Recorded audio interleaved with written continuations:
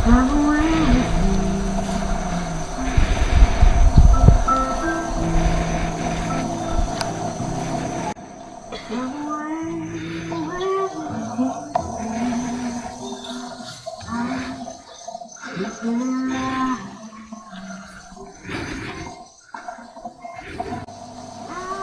want to welcome you to this joyous occasion to witness the joining Jason and Jaclyn as one today. Now, I'm going to guess that nobody has told me that you two were made for each other. You've probably never heard that. But in the brief time I've seen you interacting, I can see the two people. Is there anything that you learned to enjoy together? Until these part, they will be coming. And they will be a part of together. Over the course of your life, you will have the opportunity to practice one key trait many times in the bad times. We'll explore that trait. You bring gifts and strengths to help and each have areas where probably in some ways, even your negative interactions and disagreements and arguments try to have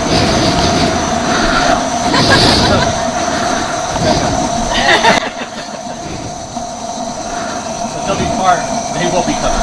And they will be a part of together. Over the course of your life, you will have the opportunity to practice one key trait many times in the bad times. We'll explore that trait in just a moment. But because everything in life does need a hashtag, we have a hashtag for this ceremony. The hashtag is become the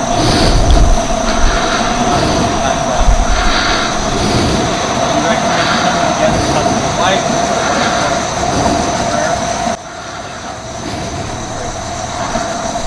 God of all good things, we thank you for Jaclyn and Jason. Thank you for the relationship, the love for one another, and great desire. Thank you for allowing us to share this life. As we do that together, I pray that your presence will be among us, joy, and love and unity.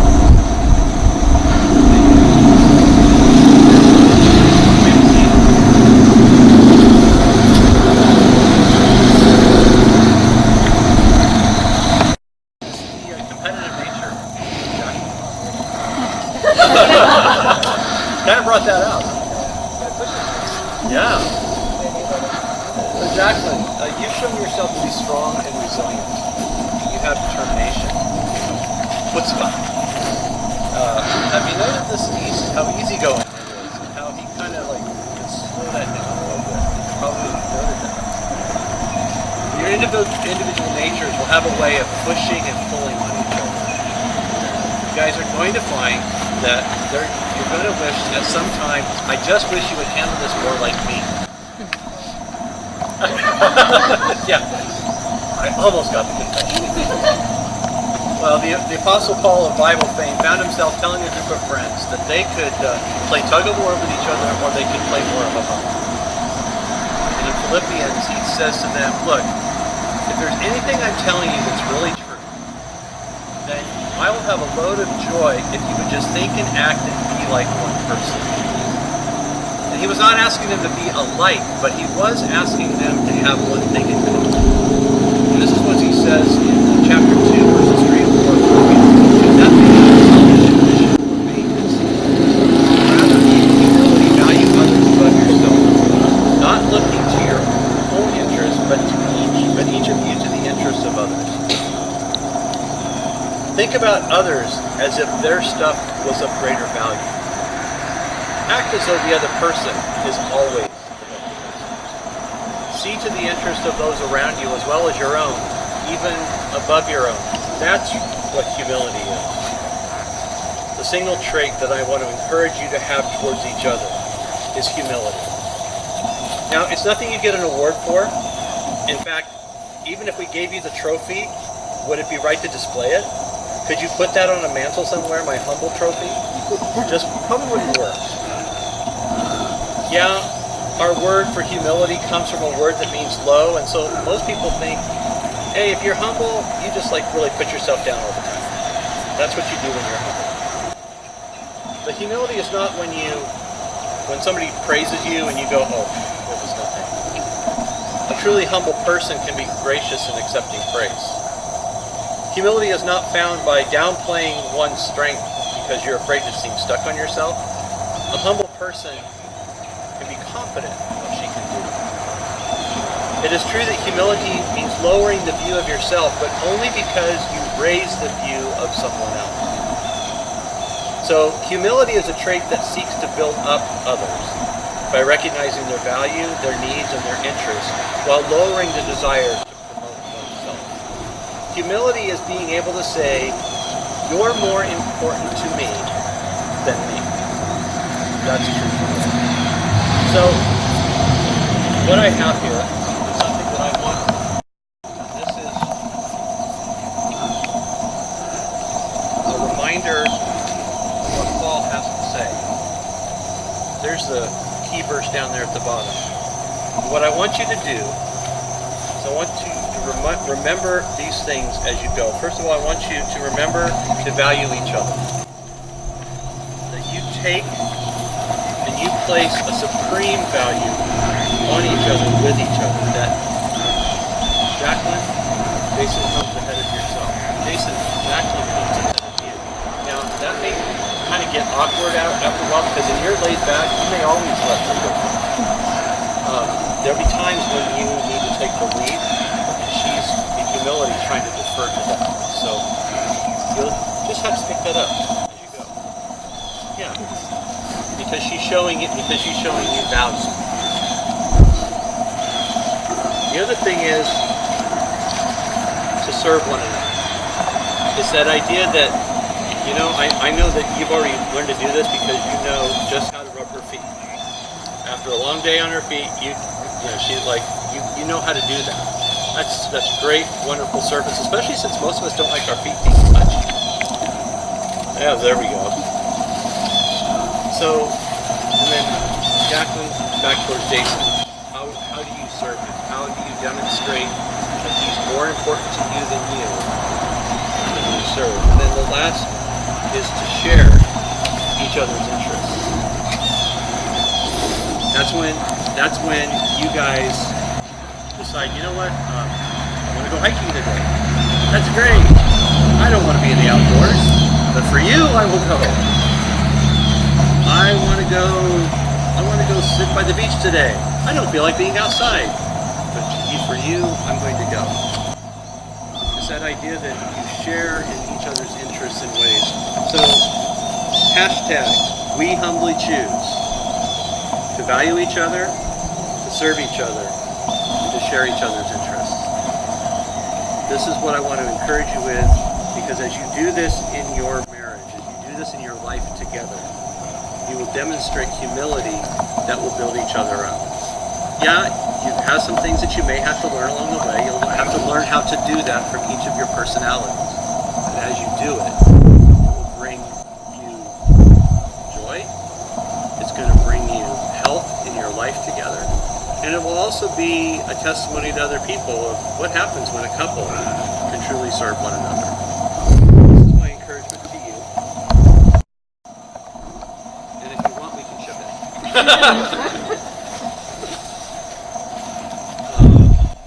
Jaclyn and Jason, you two are not exactly alike.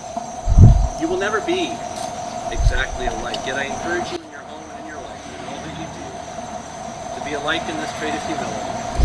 It's not thinking less of yourself, it's thinking more of the one you love. Hashtag, we humbly choose. And with this in mind, we come to the point where I'm going to ask each of you in turn your intent towards one another.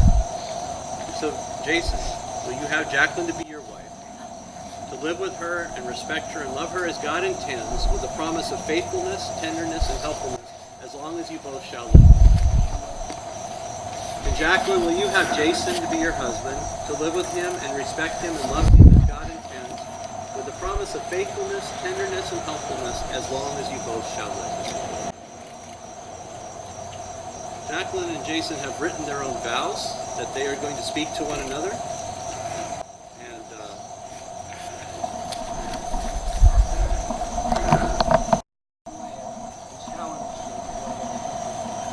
This is one of the many things I love about you.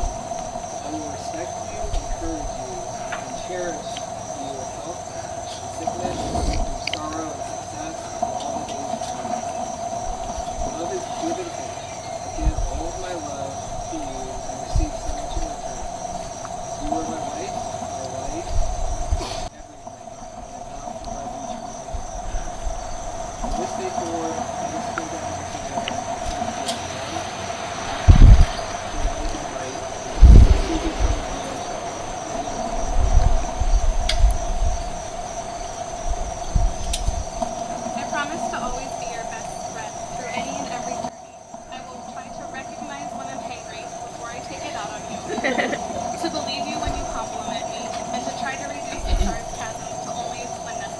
challenge you to find necessary. I promise to trust you, even when I don't know where we're going, whether it's deviating from the GPS or our life goals. Marriage doesn't mean a peaceful coexistence. It means someone who challenges you, who always keeps you honest, and who makes you the very best of yourself, no matter how difficult it is, and I will be that for you. I promise that although there is nothing easy about it, there will always be joy. I promise honesty above all things, my honest heart, my honest devotion. I promise to love you as the person you are now, and the person you have to become. I promise to care for you in sickness, even the man flu, and health. I promise to be true to myself, but support your dreams as if they were my own, to stand by your side and hold your hand through everything, because I know that there's a future.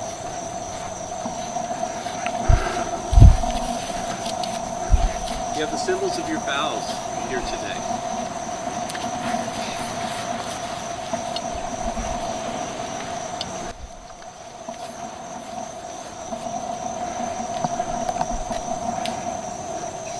So Jason, I'm going to ask you to take the ring you have for Jaclyn, place it on the ring finger of her left hand, and repeat after me. This ring I give you as a token and pledge of our constant faith and abiding love. I give this to you with all the love I have for you. Jaclyn, in the same way, take the ring you have for Jason, place it on the ring finger of his left hand, and repeat after me. This ring I give you as a token and pledge of our constant faith and abiding love. I give this to you with all the love I have for you. So Father, I thank you for Jason and Jaclyn. I thank you for the commitments that they have made here today. I thank you that you helped them find each other. And in finding each other, that they have found someone that they can truly say their heart loves. And you are bringing them together into this wonderful relationship, this wonderful community called marriage. And so, Father, I pray that you will bless them and keep them. I know that you sing your joy over them, and even now, we sing with you. For we are also full of joy at their coming together in marriage. So now I say the Lord bless you and keep you. The Lord make his face to shine upon you and be gracious to you. The Lord turn his face towards you and give you peace. In the name of the Father, Son, and the Holy Spirit. Amen. The vows and covenants you have made here today, it is my privilege as a servant of the Lord Jesus and a minister of his gospel to pronounce that you are now husband and wife, joined today and joined for life. You may now kiss the one you love.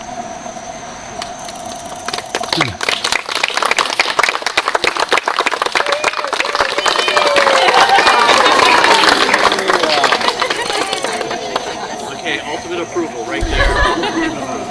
So please join me in celebration and welcome as I introduce to you for the first time as husband and wife, Jason and Jaclyn.